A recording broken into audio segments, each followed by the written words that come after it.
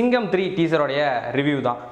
இந்த படத்துக்கு ஏன் நம்ம டீசர் ரிவ்யூ பார்க்குறோம் அப்படின்னா, இதுக்கு முன்னாடி சிங்கம் 1, 2 அடுத்து 3 எதுக்குனாக்கா எந்த தமிழ் ஹீரோவுமே வந்து 1, 2, 3ன்ற மூணாவது தொடர்ச்சியான பார்ட் நடிச்சிருக்காங்க. பட் அது வந்து ஸ்டோரி கண்டினியூஷனாக இல்லை. பட் இந்த படத்தில் வந்து நம்மளுக்கு ஸ்டோரி கண்டினியூஷனாக செகண்ட் பார்ட்லேயே இருந்துச்சு.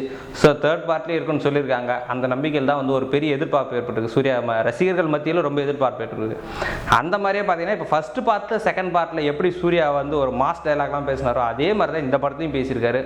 எக்ஸ்ட்ரா நம்ம வந்து கொஞ்சம் ஒரு வேறு மாதிரி எதிர்பார்த்தோம். என்னன்னாக்கா 2 படத்தையும் டிஎஸ்பி மியூசிக் போட்டிருந்தாரு, இந்த படத்தில் ஹாரி மியூசிக் போட்டிருந்தாரு. ஸோ இந்த படத்தில் கொஞ்சம் டிஃப்ரெண்ட் இருக்கும்னு நினச்சோம். ஆனால் அப்படி இல்லை, ஹரியோட அதே பாட்டில் தான் இருக்குது இந்த பாட்டிலையும் மியூசிக். அதே சிங்கம் தோரா சிங்கம் அந்த பேக்ரவுண்ட் மியூசிக்லாம் அதே மாதிரி தான் வந்துட்டு இருக்கு. சும்மா இப்போ பார்த்தீங்கன்னாக்கா இந்த படத்துக்கு மலேசியாவுக்கு போயிருக்காங்க, இந்தியாவிலையும் எடுத்திருக்காங்க. இந்த படத்தில் போன படத்தில் ஹன்சிகா இருந்திருந்தாங்க, இந்த படத்தில் ஸ்ருதிஹாசன் வந்திருக்காங்க. ஏதோ புதுசாக பண்ணணும் ட்ரை பண்ணிருக்காங்க. பட் படம் பார்த்தா தான் தெரியும். ஆனால் நம்மளுக்கு பார்க்கும்போது வந்து ஒரு கமர்ஷியலாக தான் தெரியுது இந்த படம். ஏன்னா சூரியன் நடிச்சிருக்காரு. மற்றபடி சூர்யாவை தவிர வேறு யாருக்குமே டைலாக்ஸ் கொடுக்கல இந்த டீசரை பொறுத்த வரைக்கும். இது என்ன தோணுதுனாக்கா அடுத்து வந்து படத்துக்கோட ஒரு ஹைப் ஏற்றுற மாதிரி ஒரு எதிர்பார்ப்பு உண்டாகிற மாதிரி தான் ரசிகர் மத்தியில் தெரியுது. ஓகே, இது வந்து படம் வந்த பிறகு நம்ம முழுசாக பார்ப்போம் இந்த படத்தை பற்றி. இதோட வீடியோ உங்களுக்கு பிடிச்சிருந்துச்சுன்னா சப்ஸ்கிரைப் பண்ணுங்கள், இல்லை உங்களுக்கு லைக் பண்ணுங்கள், இல்லை கமெண்ட் பண்ணுங்கள். நன்றி, வணக்கம்.